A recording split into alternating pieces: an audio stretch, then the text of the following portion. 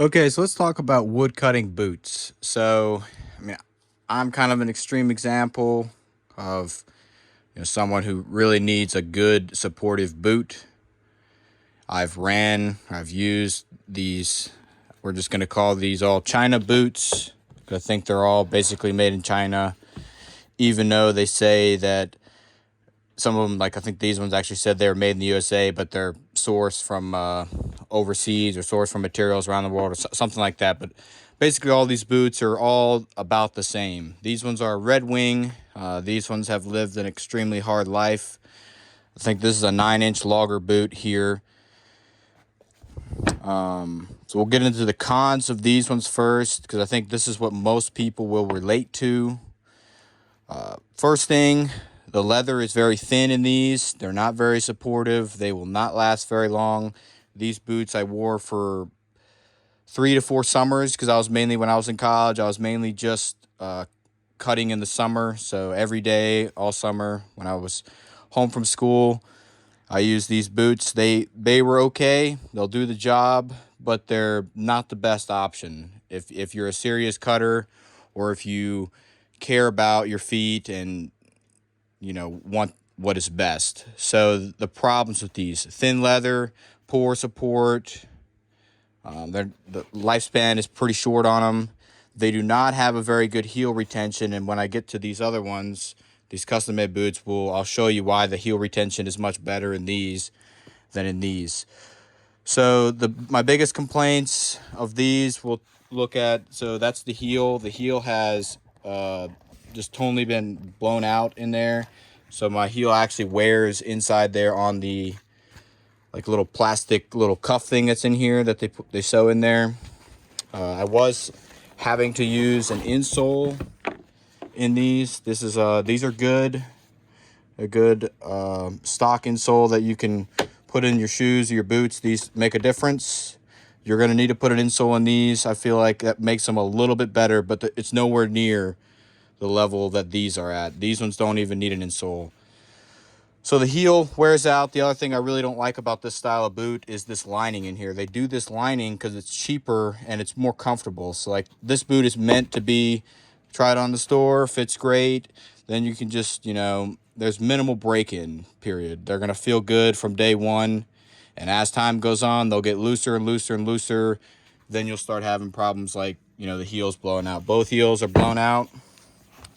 They became pretty painful, and then I realized that it was time to get a new pair of boots. So these are like $250. That's the price of these. I think the range, you can get them for like 150 to 250 for these China boots, low quality Chinese made boots. They have a high heel. I also don't like that. I used to think that that was necessary for cutting wood, but that is not necessary for cutting wood. I just don't like this. I like to be close to the ground, so I have better balance, less likely to roll your ankle in a boot like that. Wider platform for you to stand on. This just feels almost like you're standing on the ground with your bare feet. That's just kind of a little analogy. So heel retention's poor. Your heel will lift. I actually bought these boots like a full size too small, so my toes actually touch the end of this boot. My toe comes right here to the end. So I bought the absolute smallest boot that I could get, because I knew that, just from my previous experience of using these boots, that you get the right size in the store, and then a couple months later, now they're too big and they don't fit good. Then you're putting insoles in them.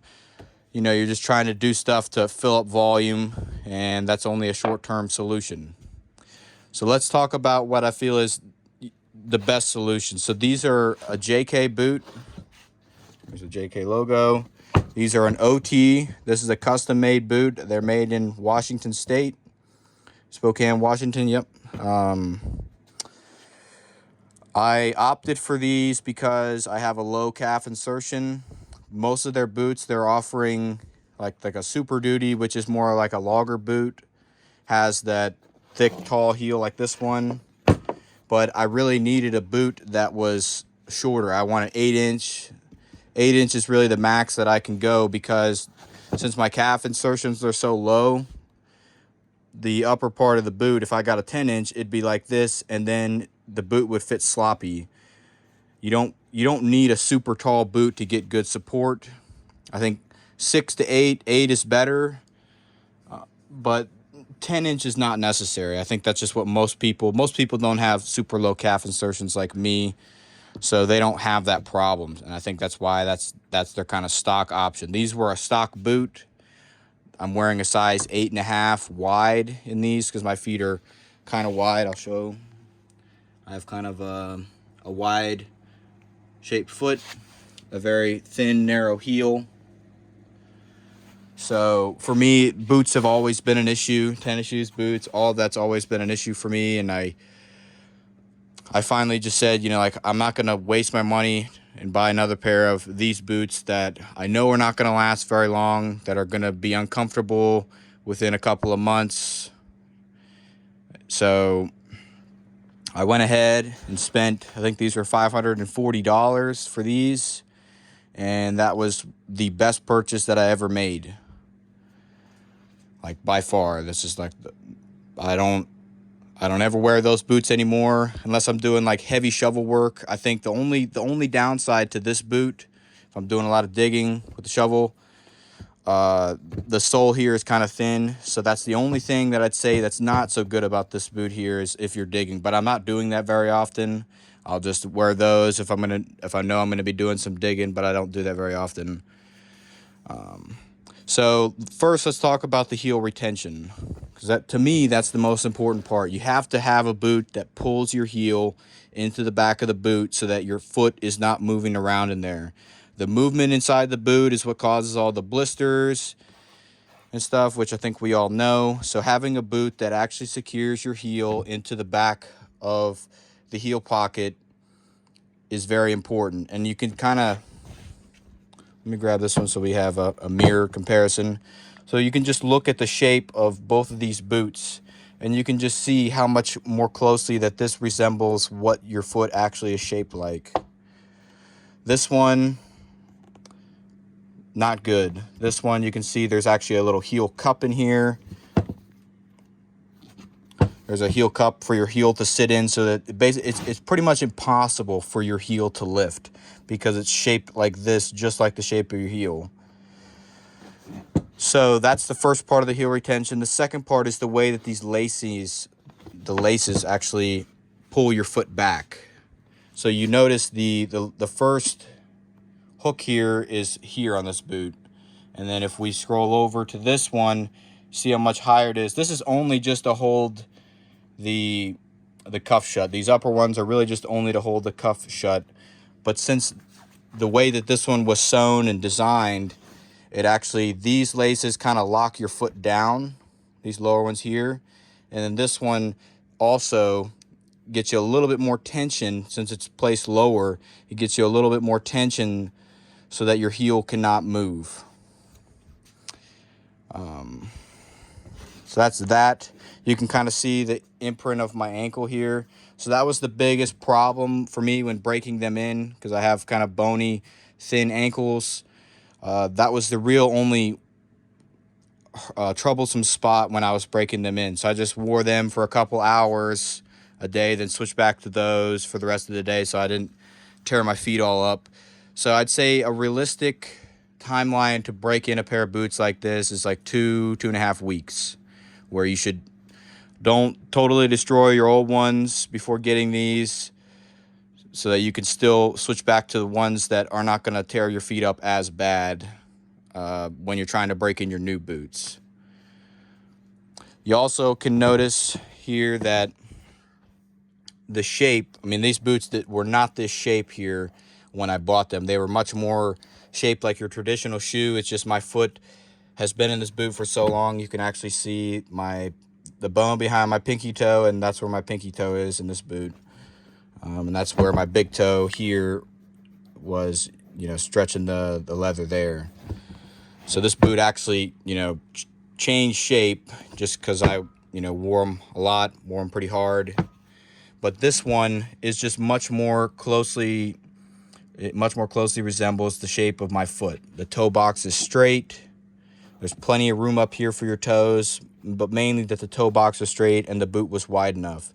I've always had a problem with the boots being too narrow for me, and I don't have a super wide foot, but my feet are wider than the average person. So I went with the 8.5 wide. I spoke with some of the guys on the phone there. I don't think that the sizing chart is 100% accurate. To give you my foot measurement, my feet are about 10 3/4 inches long on a foot trace. If you take a piece of paper and a pencil and trace the outline of your foot, my foot measures 10.5 inches long, and I think 4 7/8 inches wide. I think that I did that a long time ago, so I'm just pulling those numbers out of my head, but that's pretty close to what they are. Might not be exact, but that's about what they are.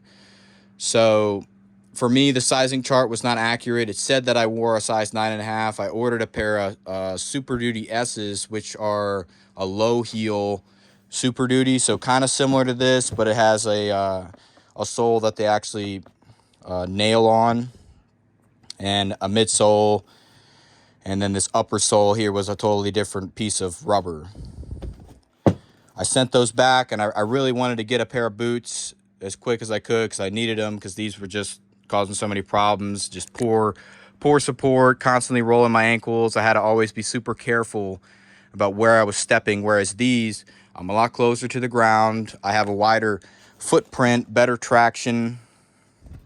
The sole is softer up here, so you can actually feel what you're stepping on when you're, stepping on stuff, stepping on logs. Your foot's able to actually like kind of grip the log that you're standing on a lot better. So the leather, you can see how thick that the leather is here. I think this is an 8-ounce leather. These are not really going to stretch very much, which is good. That means they're going to last a long time.